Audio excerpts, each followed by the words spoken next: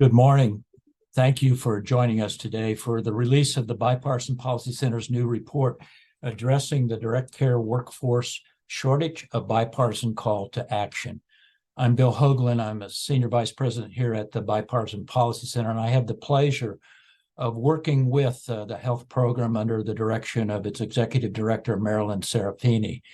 For the last decade, the health program here has developed various recommendations to improve long-term care for individuals with complex needs. And today's BPC is releasing a set of federal policy recommendations designed to address the shortage of direct care workers who serve those with long-term complex health needs.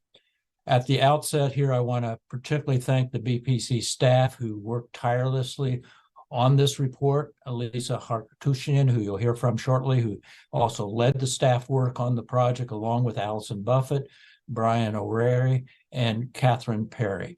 It was a little hard for me to believe the statistics, but I'm convinced of them now. The Bureau of Labor Statistics find that together, home health care aides, personal care aides, workers, and certified nursing assistants, who, if you put the three together, are defined as direct care workers. They comprise over 5 million workers, the largest occupation group in the U.S. We know that these and other direct care workers provide much of the needed and appreciated hands-on assistance with daily living tasks and long-term services and support to millions of seniors and individuals with disabilities. But COVID-19, combined with the aging population and other factors, have exacerbated that long-standing shortage of these workers. And the Bureau now estimates that it will be short nearly 9 million unfilled job openings by 2032. We know that direct care workers help individuals manage chronic conditions. And we also know that these individuals have 4 times healthcare expenditures compared to other U.S. adults. So there's no surprise here. A robust direct healthcare workforce is critical to delay and maybe reduce expensive, avoidable healthcare spending. And Marilyn would have me point out this directly impacts hospitals today and their inability to discharge patients to ambulatory care when facilities do not have the workforce to serve them. Both the United States Senate and the House of Representatives have held hearings this last year on direct care workforce. And members across the aisle have introduced bipartisan legislation to support more direct care workforce. But we need to do much more, and much more can be done. However, there are deep-rooted challenges to recruiting and retaining these critical workers, such as limited career advancement, opportunities, issues that come in play, wages, inadequate career pipelines. All these require bold and comprehensive policy reforms to go forward. Today's report details the challenges and recommends, as I said, federal policy solutions across 3 broad areas. First is to promote retention of direct care workers through more supportive work environments. Second, increase the number of new workers through domestic and immigration policy reforms, which you'll hear about more here shortly, and improve data collection to measure effects of policy reforms and inform evidence-based policy makers. And finally, on behalf of BPC, I would like to thank the Robert Wood Johnson Foundation for their generous support of this work, the report, and this event today. And with that, I will turn it over to Kathy Hempstead. She's the Senior Policy Advisor with the Robert Wood Johnson Foundation, for her welcoming comments. Kathy? Thanks, Bill. Thanks for that introduction, and I'm really excited about this event today. The challenge of long-term services and supports is arguably our nation's greatest coverage problem. I'm sure many of you saw the Dying Broke series that recently was in the New York Times through a collaboration of reporting with Kaiser Family Foundation. And that series, I think, was very influential in showing how terrible this problem is by detailing the devastating financial, social, and economic strain on families as they try to meet the needs of loved ones that need care. And as the series did a really good job in making clear, those challenges affect our future as well as our present. As families dying broke aren't able to transfer wealth to the next generation, adult children that need to interrupt their working life to care for aging parents lose their ability to earn money, which impedes their ability to save for their own inevitable future needs. And at the heart of that problem, one of the most important parts of that problem is the inadequate supply of direct care workers, those workers who care for the elderly and people with disabilities in their homes and in facilities. And as Bill noted, the problem of the direct care worker shortage is not new, but it's worsened significantly in recent years, particularly during the pandemic, when many workers left the workforce and did not return. And as Bill also noted, demography is not on our side. Unmet demand for care is rising and will continue to rise as our population ages. And the problem is, as also Bill alluded to, the problem so pervasive that almost everyone has some personal experience with the lack of direct care workers. And because of that, there's been growing bipartisan interest in taking some steps to address it. But so far, there has not been enough action. And today, you're going to hear some concrete recommendations from a long process BPC went through to create a really important report for federal reforms that will address these challenges. And these kind of three major buckets of recommendations: improving retention by addressing some of the barriers created by low wages, lack of mobility; building the pipeline through domestic workforce programs as well as immigration; and collecting data so that we can measure our progress and see what we need to move forward. This labor shortage is a very serious threat to our social safety net, and what is needed now is action. Today, we're going to hear an expert panel discuss a set of carefully considered recommendations that should serve as a starting point for federal reform that is badly needed. So thank you very much. And with that, I'll turn it over to Lisa, and I'm looking forward to the event. Thank you, Kathy. And I want to echo Bill's thank you to the Robert Wood Johnson Foundation and to say welcome to all of you out there who've tuned in today for the panel discussion. My name is Lisa Haratunian, and I'm an Associate Director at the Bipartisan Policy Center for the Health Program. Today, I'm joined by four panelists who together are going to bring a range of perspectives and valuable expertise to our discussion on the direct care workforce shortage. As we begin the panel discussion, I will first introduce each of our panelists, and then we will dive into some questions. Toward the end of the panel discussion, we will respond to some audience questions. So we're encouraging all of our viewers to submit their own questions throughout the panel discussion. You can do this by using live chat on YouTube or on X, formerly known as Twitter, by using hashtag BPCLive. Now, the first panelist that I would like to introduce and welcome is Teresa Cardinal Brown. Teresa is BPC's Senior Advisor for Immigration and Border Policy. She was previously Director of Immigration and Border Policy at the U.S. Chamber of Commerce. Also Associate Director of Business Immigration Advocacy at the American Immigration Lawyers Association, and Director of the Immigration Legislation Task Force in the Department of Homeland Security, Office of Policy, among other positions. Welcome, Teresa. Thank you. Next, I would like to welcome Henry Claypool.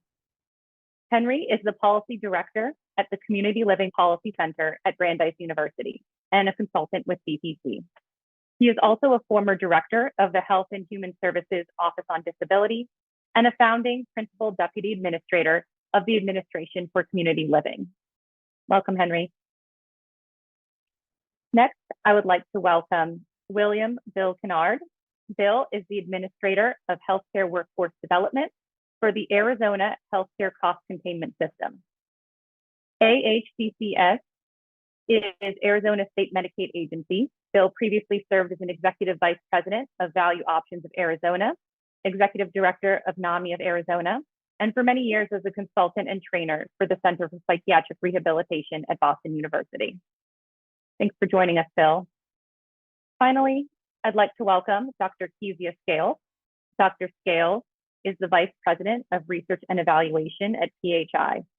There, she leads PHI's strategy for building the evidence base on state and national policies and workforce intervention that improve direct care jobs, elevate this essential workforce, and strengthen care processes and outcomes. Thanks for joining us, Dr. Scales. I want to now thank each of our panelists for joining us today to talk about addressing the direct care workforce shortage. Today, we're celebrating the release of BPC's new report titled Addressing the Direct Care Workforce Shortage, a Bipartisan Call to Action. The report is available on BPC's website. During our panel discussion, you'll hear our panelists talk about first, the importance of addressing the direct care workforce shortage. Second, some challenges that have contributed to this shortage. And third, some federal policy reforms that would help address those challenges to improve worker recruitment and retention. So now let's start the discussion by examining who the direct care workforce encompasses, the scope of this workforce shortage, and why it's really important for policymakers to begin to address this shortage. This first question is going to be for Henry. Henry, who are direct care workers and what roles do they play in providing care to individuals with long-term service and support needs? Thanks, Lisa. This workforce provides all of the long-term services and supports needed by older adults and people with disabilities in the community and institutions like nursing homes and hospitals. The workforce serves people of all ages, from young children with congenital disabilities to older adults experiencing functional decline associated with old age. The functional support needs of the people served by the direct care workforce vary significantly. They include people with intellectual and developmental disabilities who need assistance with queuing so that they can stay on task, attending to their personal care needs, meal prep, and they also need some support with activities like transportation. Older adults and people with physical disabilities may need more hands-on assistance with dressing, bathing, and toileting. And a direct care worker is also likely to be responsible for some meal prep and light housekeeping in these arrangements. Some members of this workforce provide support to people living with mental health disabilities who need support being reminded to take their medication. And again, some assistance probably with personal care needs.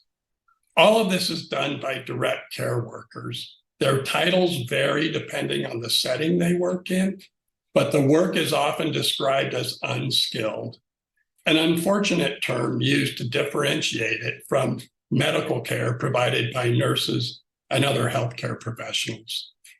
Those working in nursing homes and hospitals are required to have a certified nurse's aide credential. Home health and personal care aides are oftentimes referred to as home care workers, are the terms used for people serving people in the community. In the intellectual and developmental disabilities field, the term direct support professional is used to differentiate people providing support to this population in the community. And who pays for this direct care workforce? Medicaid, a program for people with low income, is the primary payer of long-term services and supports. Medicare doesn't pay for ongoing institutional care or assistance with activities of daily living in the community.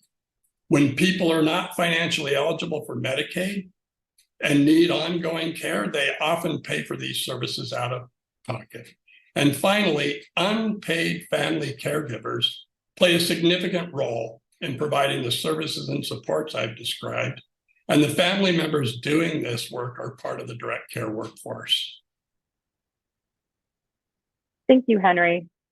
Now that we have a better sense of who these workers are and who they serve, I want to direct this next question to Dr. Scales. Can you tell us, please, what is the current state of the direct care workforce shortage? And if current trends continue, what's the outlook for this workforce shortage? Yes, thank you, Lisa. I would say, and we've heard this already, the field of long-term services and supports, or LTSS, is really in chronic crisis mode with regards to the direct care workforce, meaning that the field has been facing recruitment and retention challenges and a growing workforce shortage for decades. But the challenges continue to intensify due to the devastating impact of the COVID-19 pandemic and changing demographic realities, including population aging, greater longevity, increasing prevalence of chronic conditions, and evolving family caregiving capacity. So we know, and we've heard already, that there are at least 5 million personal care aides, home health aides, and nursing assistants employed in the United States currently. We know that this workforce added 1.6 million new positions in the last decade, from 2012 to 2022, due to growing demand for long-term care fueled by those demographic realities. And we know that looking ahead, this workforce is expected to add more than 1 million more new jobs by 2032, within the next decade. And that's more new jobs than in any other occupational group in our country across sectors and industries. But that's the number of new jobs that will be needed to maintain current service levels, not necessarily the number of people that we will be able to recruit to fill those jobs, or the true number of jobs that we might actually need to ensure that everyone gets the support they require. In other words, none of these workforce numbers, past, current, or projected, fully account for the jobs that are unfilled or the service gaps and unmet needs that result. These numbers don't reflect how much employers, from large international franchises to individual households, are struggling to find and keep the workers they need. Unfortunately, we can't robustly quantify this workforce shortage due to data limitations, as we'll be discussing later on the panel, but there is no doubt from research and reports from the field that there is a workforce shortage, that supply is falling short of demand, and that has far-reaching consequences for individuals, families, workers themselves, our economy, and our society. And this shortage will continue to grow over time as the need for long-term care also grows, without the types of proactive and targeted policy interventions that are laid out in the Bipartisan Policy Center report. Thank you, Dr. Scales. Excellent points on the magnitude of this serious shortage. Our next question now is going to be for Teresa. Teresa, as Bill Hoagland mentioned, bolstering the direct care workforce is essential to ensuring high quality, cost-effective care for individuals with complex needs, including seniors and individuals with disabilities. In addition to reducing strain on the healthcare system and reducing avoidable healthcare spending, why else is it also important for federal policymakers to advance reforms that support direct care worker recruitment and retention, particularly given the demographics of this workforce? Well, thank you, Lisa, and thank you for having me on the panel. One of the things that we outlined in the report is how many folks in significantly minority or people of color, immigrants, are represented in this workforce. So there's a equity sort of angle to this, which is we see that women, people of color, and immigrants are all very much overrepresented in the direct care workforce based on their percentage of the overall population. So, more than 40% of all of the nationwide workforce are people of color. 64% of them are care workers. Immigrants represent about 17% of the total workforce, but they're almost a quarter of direct care workers. So when we think about recruiting and supporting this population, we are talking about supporting people who are sometimes marginalized in the workforce. And so there's important things to be considerations there. As Dr. Scales mentioned, one of the long-term challenges we have, not just in the direct care workforce, but in our country as a whole, is this aging demographics combined with lower birth rates and reduced participation in the overall workforce. So workforce participation rates have been declining for a couple of decades now, and that means everyone is competing for essentially a smaller workforce. And so this set of workers, as important as they are to our aging population, our persons with disabilities, their employers are competing with a lot of other industries, occupations, and employers who are looking for workers now and in the future. So these are important considerations in terms of this need, and it's something that we need to pay attention to in the longer term. Thank you, Teresa. Clearly, the need to address the direct care workforce shortage is urgent and it has equity implications. To effectively address this crisis, policymakers will need to understand the challenges driving the shortage. Today, we will explore both broader national trends and Arizona-specific experiences. However, it's important to note that challenges contributing to the workforce shortage are going to vary across states. Now, let's dive into some of these challenges. This first question will be for Bill. Bill, states have the flexibility to try different strategies to address their direct care worker shortage. Many states use temporarily increased federal funding from the American Rescue Plan Act to address challenges contributing to the direct care worker shortage. For example, many states invested in provider recruitment and training or career advancement initiatives. What are some of the training related or other challenges that Arizona is working to address through its current initiatives to bolster its direct care workforce? And how did Arizona use ARPA's increased federal funding to address these challenges?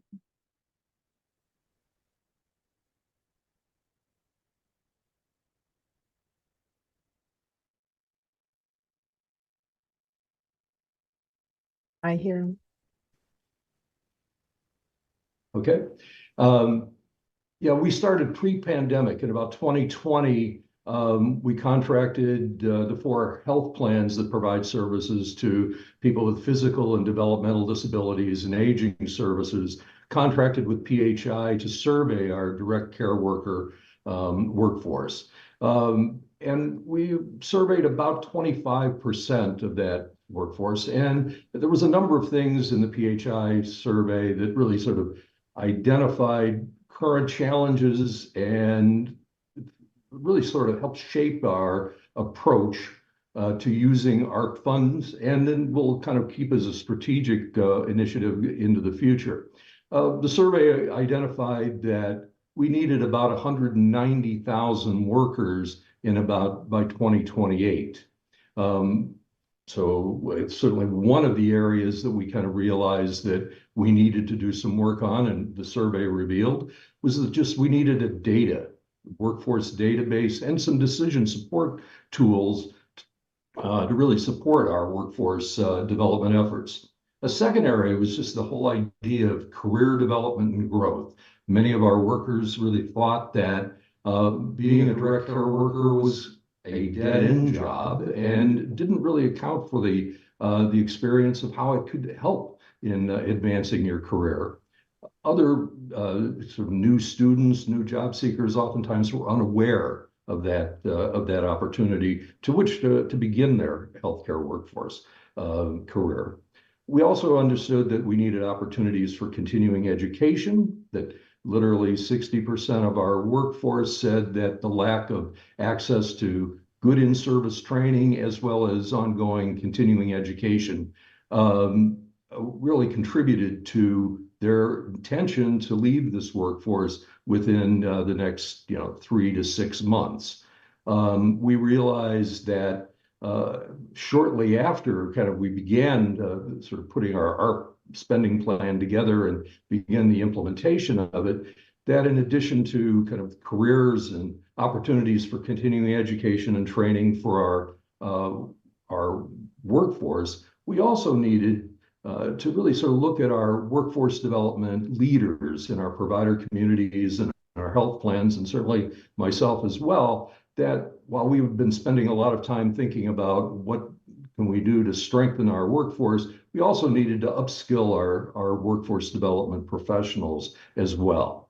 So what we've been doing kind of in the kind of 5 areas really is to partner with an organization called Pipeline Arizona to create a very unique and innovative approach to career exploration, job seeking and job skills, and soon job acquisition. So by engaging our students, job seekers, and even students in high schools and middle schools to really begin to sort of increase the awareness of these entry-level positions. So Pipeline Arizona has really helped us develop this process called the Arizona Healthcare Career Hub.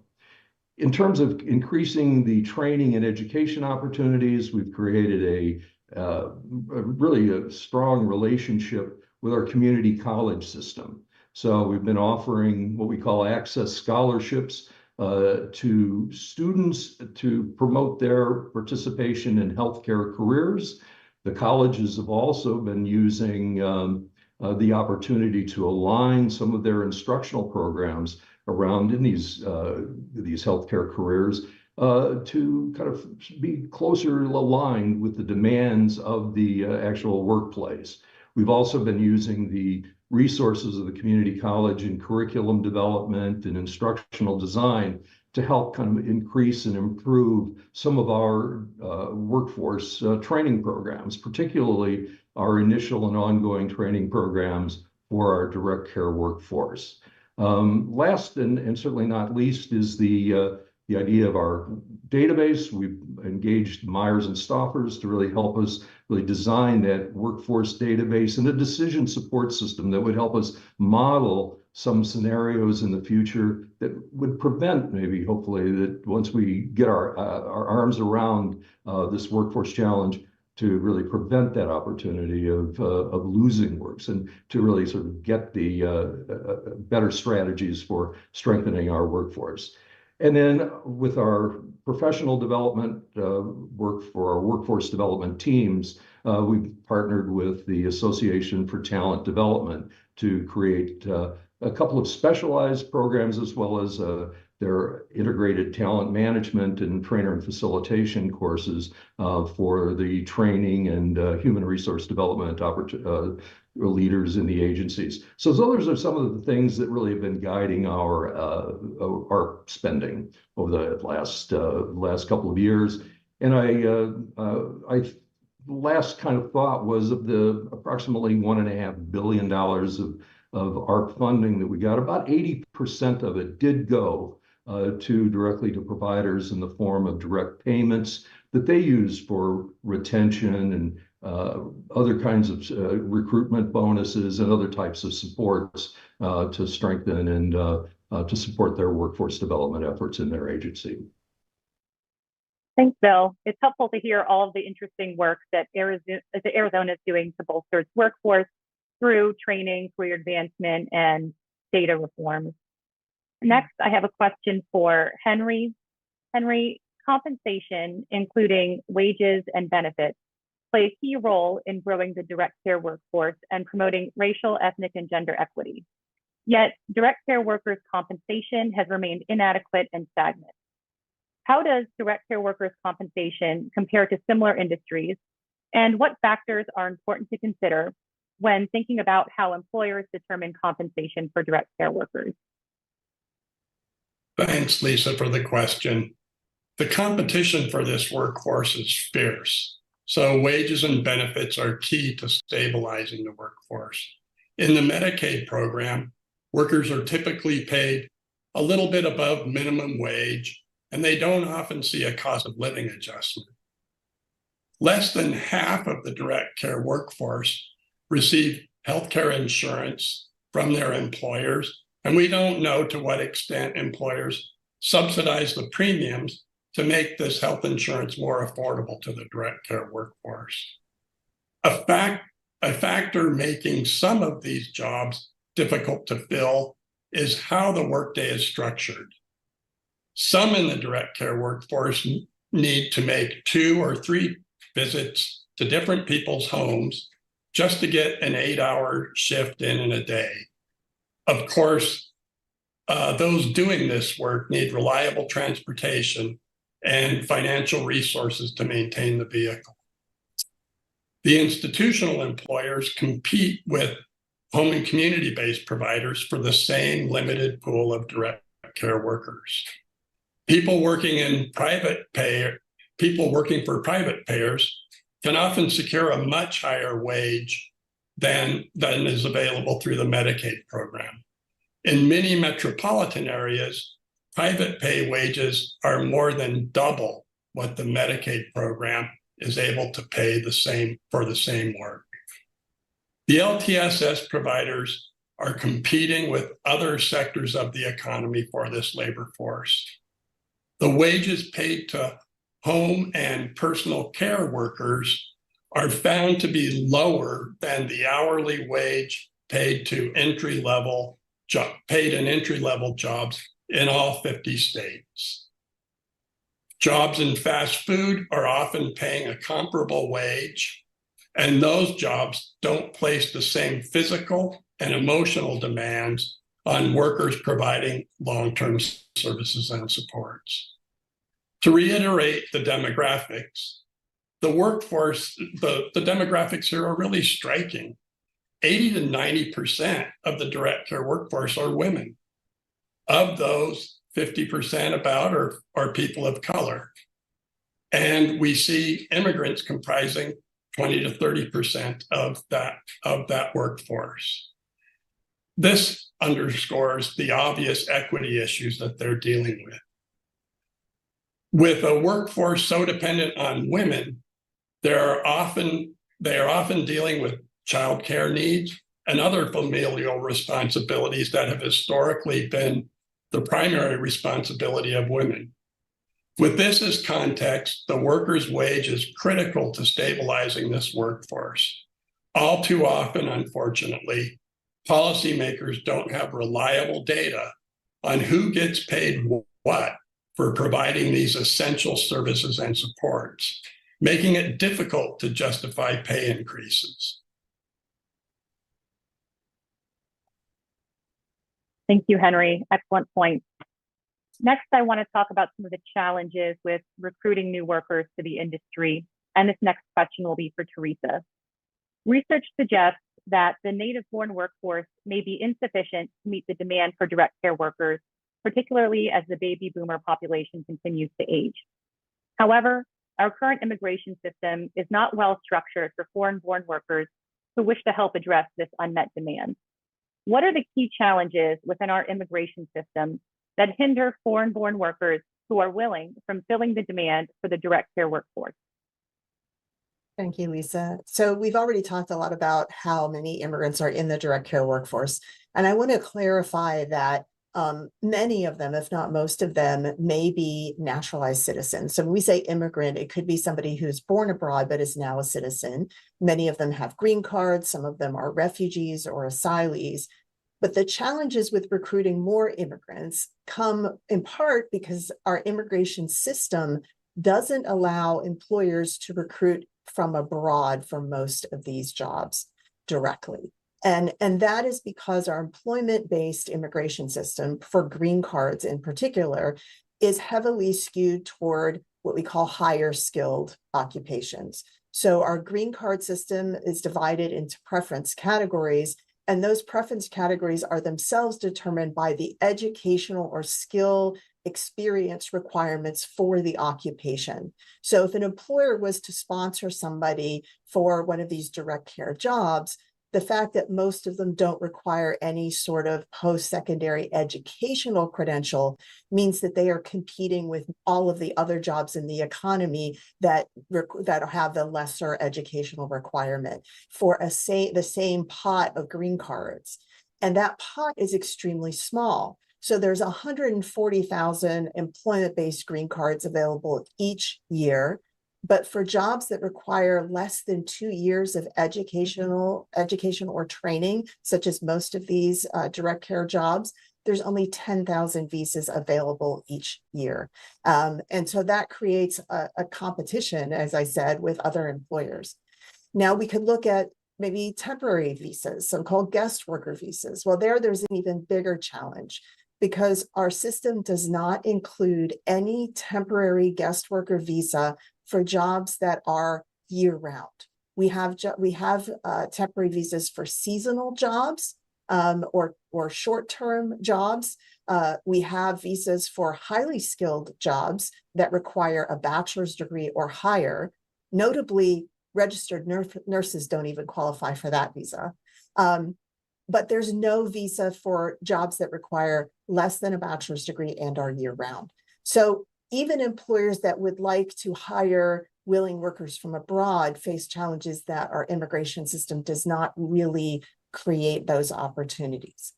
Now, there are workers inside the United States. I've already mentioned certain categories of immigrants who have work authorization, who are already in the United States that could join these workforces. But again, they're competing with all of the other employers. So refugees, people who have been granted asylum, people who have temporary work authorization through other means, such as groups of countries that have temporary protected status, people who have been admitted on parole, such as the Ukrainians who have fled the war in Ukraine, or Afghans who have come after our withdrawal from Afghanistan have been granted parole with work authorization. Those are some of the potential pools of workers, of immigrants who are in the United States. But again, this employer group is competing with everyone else for that pool of workers. And so these do create structural challenges with immigrants being more of a solution for some of these open jobs. Thank you for that helpful explanation, Teresa. I want to remind our audience to submit questions throughout this panel discussion using live chat on YouTube or on X, formerly known as Twitter, by using hashtag BPC Live. At the end of the panel discussion, we'll take audience questions. This next question now is for Dr. Scale. Another challenge to growing the workforce is the limited data collection and reporting on the direct care workforce. How does this lack of data pose a challenge to researchers' ability to understand the current workforce and inform evidence-based policymaking? Thanks, Lisa. I would say that the lack of data on direct care workers and the services that they provide is a major barrier to progress on the workforce challenges that we've been discussing thus far. In my own work, I did an interview recently with a state level expert who said it really well when they said simply, without better data, there's nothing for us to say, no problems to solve, no recommendations to make. The inherent challenge here is that the LTSS field is incredibly complex, fragmented, and dispersed. LTSS, long-term services and supports, are provided across a whole spectrum of settings, as we've been discussing. They're financed through a complicated web of payers and funding mechanisms, regulated through any number of bodies, different bodies at the federal, state, and local levels, and provided by a huge and diverse direct care workforce that's known by a myriad of job titles in practice. So when we start talking about data, the question is which data on which workers and which services supporting which populations under what authority and who's collecting that data or not.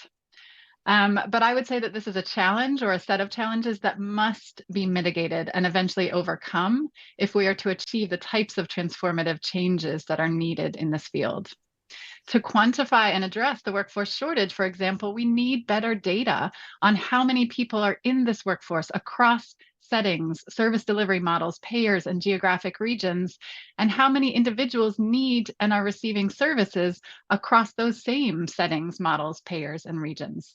In order to assess the adequacy of Medicaid provider payments for supporting a strong and stable direct care workforce, we need to know what those rates are and how they're being allocated.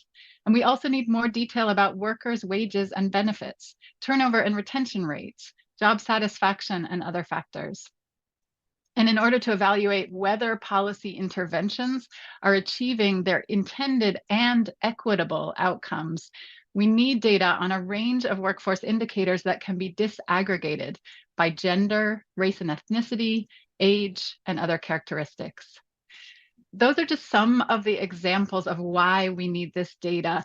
The bottom line that I really want to underscore is that in order to be able to design, justify, implement, and evaluate policy interventions, we need more systematically collected data on this workforce and on long-term care services.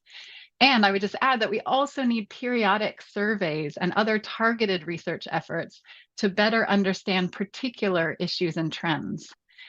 I will admit that better data might not be the most exciting element of the work that's needed here, but it is imperative for driving evidence-informed and effective policy change. Great points, Dr. Scales. Our panelists have described some of the key challenges to growing and sustaining the direct care workforce. In the report that BPC released today, we detail legislative and administrative federal policy reform to address these challenges. Now, let's discuss these opportunities for federal policymakers to promote worker retention by encouraging more supportive work environments, to increase the number of new workers through domestic and immigration policy reforms, and finally, to improve standardized workforce data to measure progress toward bolstering the direct care workforce. This first question will be for Bill. Bill, you previously talked about how Arizona is using ARPA funding to address certain challenges contributing to the worker shortage. While states take unique approaches to addressing the shortage, there are common themes across states. However, there hasn't been a comprehensive federal evaluation of how states use the funding and the outcomes of their policy program or changes. CPC recommends that Congress direct the Department of Health and Human Services to conduct a national study and provide a report to Congress on the connection between the increased funding, states' policy and program changes, and the impacts on the direct care workforce. Why might it be helpful from your perspective to have a federal study on how states use the funding and its results? Well, Lisa, again, thank you. It's a great question. And I want to start out by just re-emphasizing everything that Dr. Scales said about the importance of data. And I think my colleagues in the similar positions in other states would roundly agree with that. I think why we think that a federal study would be important is really kind of just anecdotally again, is, over the past few years, and I haven't been in state government that long, so this may have been going on for forever, and I just was unaware of it. But it just seemed during the pandemic that a number of groups, BPC, the National Governors Association, Advancing States, ARP, CMS, et cetera, convened a lot of work groups and affiliation and learning communities and a number of initiatives where it brought together individuals from different states who were working on this workforce development problem. And, there was kind of this, in each of these different groups, while we were focusing on the direct care workers and LTSS services in specific, I think we were all kind of impressed with just sort of the universality of the problem. I mean, there were certainly conditions and circumstances that were different in each state, but we were all kind of grappling with the same thing. And just that process actually of coming together and talking about that and hearing it from the different perspectives was really helpful and instructive. And then as we began to sort of collectively in some of those sessions, as well as individually in our own states, began to create solutions and approaches, and then kind of talk about those in these sessions. Again, we were kind of struck by the similarities of kind of our solutions, but yet the unique differences, again, those to reflect the conditions and circumstances. So I think as we're kind of moving now really into the implementation and evaluation of some of these ARP-funded initiatives that we've been talking about, we've kind of lost touch. We kind of lost contact with some of those the progress of our colleagues in different states. So I think as in Arizona, I mean, certainly one of the things that we're doing is contracting for an evaluation of our workforce development initiatives. And some of them, by design will be kind of strategic, and they really won't show if they were effective and the efficacy of our work, for 2, 3, 4, 5 years down the road.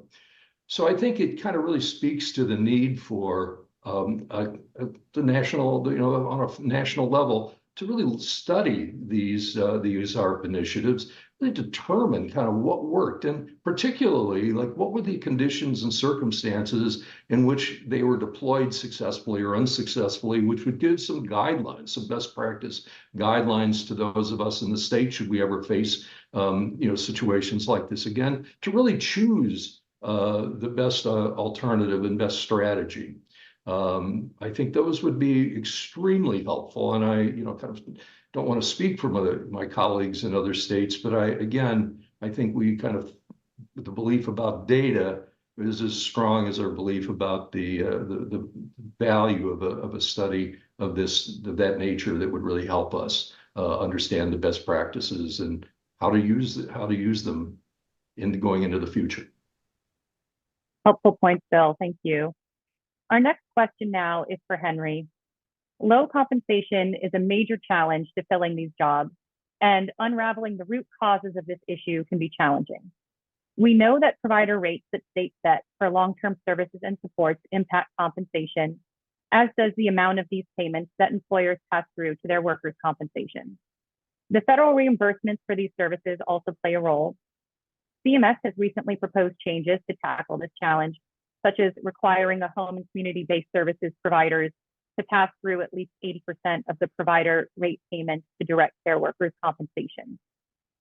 As a first step toward ensuring adequate Medicaid provider payment rates and competitive compensation for direct care workers, BPC recommends CMS and Congress strengthen transparency and oversight of states' Medicaid provider payment rates for long-term services and supports and workers' compensation. How would BPC's recommendations start to address the challenge of low compensation? Thanks, Lisa, for the opportunity to underscore the excellent recommendations in the report. Because Medicaid is the primary payer of LTSS, it's important to leverage for addressing the direct care workforce shortage. Addressing the issues of low compensation for these workers requires a comprehensive understanding of how and at what amount states set their Medicaid provider rates for LTSS, and how much of those rates employers use to compensate direct care workers. However, this information is often not accessible to policymakers or other stakeholders. To address this issue, BPC's recommendations would strengthen transparency and oversight of state Medicaid provider payment rates and direct care workers' compensation across all settings. While there are federal requirements that states set adequate, sound provider rates, experts have become concerned about the adequacy of these rates because some states use provider payment reductions to control Medicaid costs. And most states do not publish these rates or indicate how much of these payments are actually reach the direct care worker in the form of compensation. Most direct care workers are severely underpaid for the hands-on jobs that they're required to do, working with older adults and people with disabilities with rather extensive functional needs. For example, the median pay for home health and personal care aides was $14.50 an hour, or $30,000 in the year 2022. As a first step to encourage more competitive wages for workers and make these more desirable valued jobs that attract and retain workers, BPC's recommendations would require states to annually publish LTSS Medicaid provider rates and the percentage of those rates spent on the direct care workers' compensation.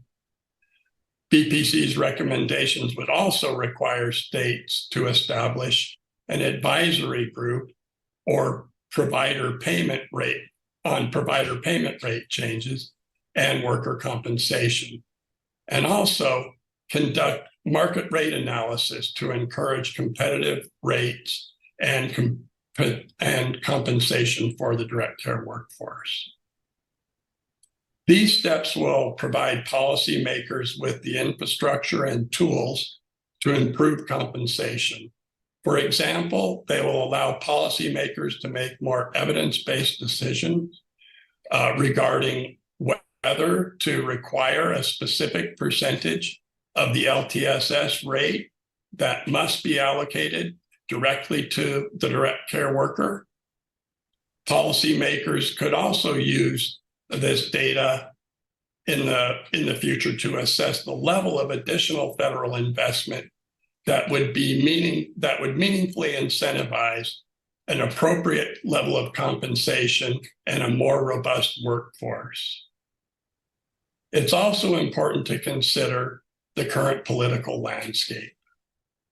While certain federal investments could encourage more competitive compensation for direct care workers, such reforms are not likely to win bipartisan support in the current Congress and are often just temporary measures. These policy recommendations outline a lasting and feasible policy options for a bipartisan path forward, addressing the low compensation of the direct care workforce. Important points, Henry. Thank you. This next question now is for Teresa. In addition to domestic recruitment reform, such as bolstering apprenticeship and workforce development programs, CPC's report includes immigration reforms to increase the number of new workers. You previously described how the current immigration system is not set up well to encourage the immigration of what are referred to as low-skill workers seeking to fill these direct care roles. What are some examples of immigration reforms that could help these workers who wish to help address this unmet demand? Sure, thank you so much. And, as part of the recommendations, the Bipartisan Policy Center report includes 5 immigration-related recommendations. And I think I would categorize them from sort of the most likely to see congressional action to maybe something that's a little harder to get off the ground. So I'll start with something called green card recapture. So I mentioned earlier that the number of green cards made available each year for unskilled or lesser skilled workers is only 10,000. But our immigration system has left unused approximately 200,000 green cards in the last couple of decades. These are just green cards that were allotted by law every year, but the process wasn't sufficient to allow all of them to be issued in that year. And most of those green cards, some of them can be reused the following year, but most of them just sort of disappear. So there have been different legislative bills enacted or not enacted, but introduced that would recapture some of those. And we recommend one of those, that we will recapture about 65,000 visas from that pool to be used for healthcare workforce, and at least 25,000 of that for the direct care workforce. So that would more than double the number of currently available green cards for this pool of people. Another reform that we suggest is a process reform to the existing process. It would not require legislative change. And for those employers wishing to sponsor a foreign worker for a green card, they have to first conduct a domestic recruitment to prove that they can't find a US worker. But the Department of Labor has the ability to designate certain occupations as being in shortage. And so that allows an employer to sort of skip that domestic recruitment process and go straight to filing for a green card. That's called Schedule A. So we do recommend that the Department of Labor look at revising Schedule A to include more healthcare workforce categories, including the direct care workforce. We then look at an exchange program that the State Department runs. Most people are familiar with the idea of an au pair. That's when you can sponsor a foreign national to work for your family for a little while to help care for your children. We suggest that a similar kind of program could be used to care for the elderly. These programs are run by the State Department as an exchange program to help promote cultural exchange. And in our minds, there's a great way to promote cultural exchange when we look at how our elders can share their life experiences with a foreign national while their needs are being taken care of. Then we look at creation of a new temporary worker program. This would require statutory change, and different types of programs have been proposed in different legislation in the past, including comprehensive immigration reform bills. The last recommendation we have is a potential legalization program. As we know, there are a lot of undocumented workers in the United States. Some of them are probably working in these direct care workforces, either with documentation that's not valid or unknowns to their employers, but they are probably working. And so we recommend the ability to legalize workers who have been working in these occupations. Similar proposals have been introduced in statute for farm workers, and we believe this workforce is equally as deserving as farm workers in looking at a chance to legalize their status. So these are some of the recommendations in our report. There's probably a lot more that we could have looked at, but these were the ones that we thought had the most promise. Thank you, Teresa. Finally, our last question before we move to audience questions is for Dr. Scales. We've talked about a lot of recommendations to address the shortage today. However, it's essential that researchers and decision makers have the data needed to monitor these policy challenges and changes. We discussed that there is currently limited data collection and reporting on this workforce. BPC's report includes a recommendation for CMS to create and implement a standardized data set of measures that capture the volume, stability, compensation, and profile of the direct care workforce across states and settings. BPC also recommends that CMS make these data publicly available. How would these recommendations help ensure evidence-based policymaking? Thanks, Lisa. I'm really excited about this recommendation, but I'll try to keep my comments fairly short in the interests of time. I would just say that the time has definitely come to build out our direct care workforce data infrastructure. A proposed minimum direct care workforce data set was released nearly 15 years ago now as part of the CMS-funded National Direct Service Workforce Resource Center at the time. And that data set clearly lays out the case for systematically capturing and using data on the number of direct care workers, turnover and retention in this workforce, and wages and benefits. Implementing this minimum data set would allow for comparisons across settings, roles, programs, and regions, enable more uniform reporting and coherent, comprehensive planning, and provide a foundation on which to collect additional metrics as needed in a given state or for a particular program. So that proposed minimum data set is already out there and it's ready to be revised and implemented. And there are also other immediate calls to action around direct care workforce data collection and reporting, including actions embedded in President Biden's executive order on caregiving that was released earlier this year, the Medicaid access rule that Henry spoke to. And in addition, there is the new Direct Care Workforce Strategies Center funded by the Administration for Community Living through 2027, which is gearing up to provide resources and technical assistance to states on a range of direct care workforce issues, including data collection. So collectively, these and other requirements and initiatives signify a window of opportunity to really start overcoming the data limitations that we have in this field. The one more thing that I would say is that I do want to acknowledge that it's going to be a long haul, because I don't think we can overestimate how complex this landscape is and how much support and guidance and technical assistance states need, and even more so providers need, in order to build their capacity to collect, manage, monitor, and report workforce data. But there are efforts underway across states that we can look to and learn from, including, as we heard really cogently from Bill Kennard, in Arizona. And the BPC recommendations include really helpful details on how these workforce data requirements can be built into the existing reporting infrastructure for each type of LTSS to the extent possible. So it'll be a long haul, but I think we're well beyond the starting line here. We just have to pick up the momentum and keep going. Thank you, Dr. Scales. We're tight on time, but I'll ask this next question to Teresa Brown, if you could give us an answer real quick. Are there any bipartisan bills that have been issued to make changes in the immigration process?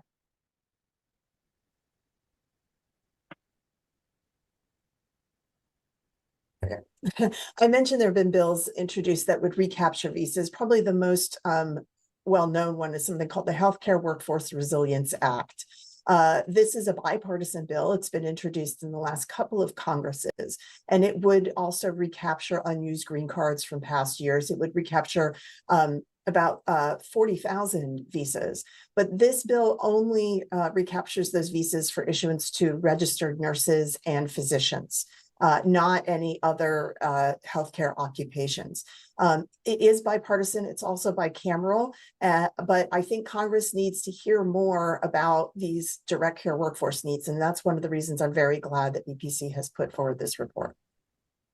Thank you, Teresa. All right, I just want to say a final thank you to all of our panelists, to all of our great viewers out there, and to the Robert Wood Johnson Foundation for their generous support of BPC's work on this project. If today's discussion piqued your interest, please check out BPC's website for our new report titled Addressing the Direct Care Workforce Shortage, a Bipartisan Call to Action. This now concludes our event. Take care, everyone.